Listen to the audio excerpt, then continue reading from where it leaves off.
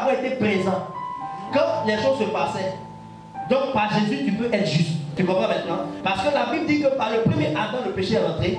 Et par le dernier Adam, la justice de Dieu est rentrée. Amen. Donc la loi du péché de la mort est entrée par Adam.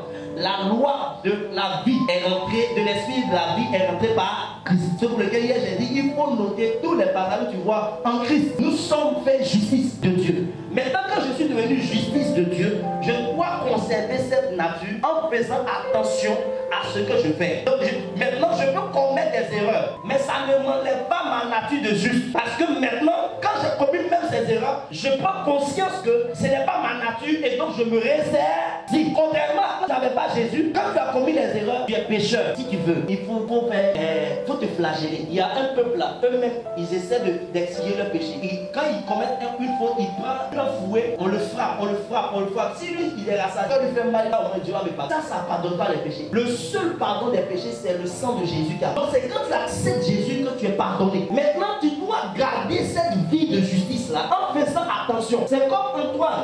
On a pris ses vêtements, on a envoyé au père. C'est pas lui qui a lavé, mais il est responsable il a la responsabilité, de maintenir son vêtement propre. Donc si quelqu'un vient avec du chocolat, il doit bloquer sa main pour lui, n'est-ce pas? Pas parce que c'est lui qui a lavé ou c'est lui qui lave, mais parce qu'il est conscient que ce qu'il a reçu là, c'est une grâce. Donc comme je sais que j'ai été justifié par grâce, je fais attention aux choses qui peuvent me salir. Et s'il arrive, quand même je me salisse, je m'arrange à laver pour ne pas que je laisse ma vie sale. Maintenant en Christ, la grâce qu'on a, c'est que si on te salit, si tu commets une erreur, tu peux dire Seigneur, je te demande pardon, il va te pardonner. Mais quand tu n'as pas Jésus, tu demandes pardon, ça ne passe pas. Tu dois d'abord accepter Jésus avant que l'on te pardonne. Est-ce que tu comprends ce qu'il dit? Tu comprends ce qu'il dit? Tu comprends ce qu'il dit? Combien tu es loin?